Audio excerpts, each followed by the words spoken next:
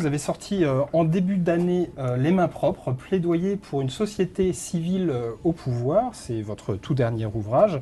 Alors, dans Les mains propres, vous vous appelez justement à mettre un peu à l'écart cette classe politique, d'ailleurs c'est le terme que vous utilisez, pour redonner le pouvoir aux citoyens, à la société civile. Donc d'abord, vous prônez la fin de cette confiscation du pouvoir par les politiques. Le système représentatif, le système politique aujourd'hui représentatif, où on élit des députés, des conseillers municipaux, des conseillers régionaux d'ailleurs très bientôt, où la démocratie est donc exercée par des élus, il ne fonctionne plus, ce système. Il ne fonctionne pas très bien, c'est le moins qu'on puisse dire, et ce n'est pas un constat que je fais toute seule quand même, hein, soyons honnêtes.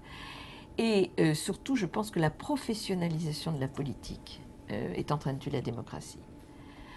Il est absolument indispensable que des gens dont ce n'est pas le métier arrivent à exercer des fonctions et qu'il y ait un brassage, tout simplement parce que ça vous donnera des décisions différentes.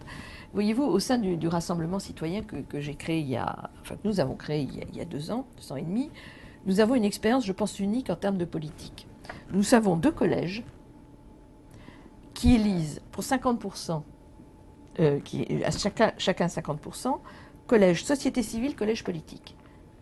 Et c'est ces représentants qui administrent le mouvement, qui décident de tout. Eh bien, je vous assure que même dans une petite structure comme l'était Cap 21 tout seul, le fait de discuter avec des gens qui n'ont pas la vision politicienne change complètement la donne. Et ça, c'est extrêmement important. Donc, on a besoin de codécision. La politique, ce sont des règles du jeu, c'est une manière de faire. Donc, je ne suis pas à dire comme certains, dehors tous les politiques. Non, mais je pense qu'il faut d'abord changer l'accession aux politiques et deuxièmement, avoir des méthodes de travail. Enfin, vous dites quand même dans une grande partie de l'ouvrage que la classe politique est corrompue avec l'aide des médias. Est-ce que ce genre d'affirmation ne contribue pas à la montée du populisme aussi? Vous y consacrez plus de la moitié de l'ouvrage, oui, je le précise. Je vais expliquer ma position. Je pense que ce n'est pas en taisant les choses et en mettant les sujets sous le boisseau qu'on règle les problèmes. C'est précisément parce qu'on a fait ça pendant 15 ou 20 ans qu'on a la situation qu'on a aujourd'hui. On a des problèmes. Et mettre tout le monde dans le même panier. Je ne mets pas tout le monde dans le même panier parce que j'explique très clairement qu'il y a des gens tout à fait honnêtes et c'est quand même la majorité. Mais ce que j'explique ou j'essaie d'expliquer, c'est que c'est le système qui conduit à cela.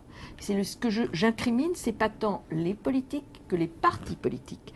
C'est-à-dire des structures qui ont besoin d'argent, qui sont prêtes à aller en chercher n'importe comment et n'importe où pour financer des campagnes électorales, on en a quand même quelques exemples sur la table, et qui instaurent un système professionnel de progression au sein de la structure pour pouvoir accéder à telle ou telle profession, à tel ou tel mandat, qui est en fait une profession.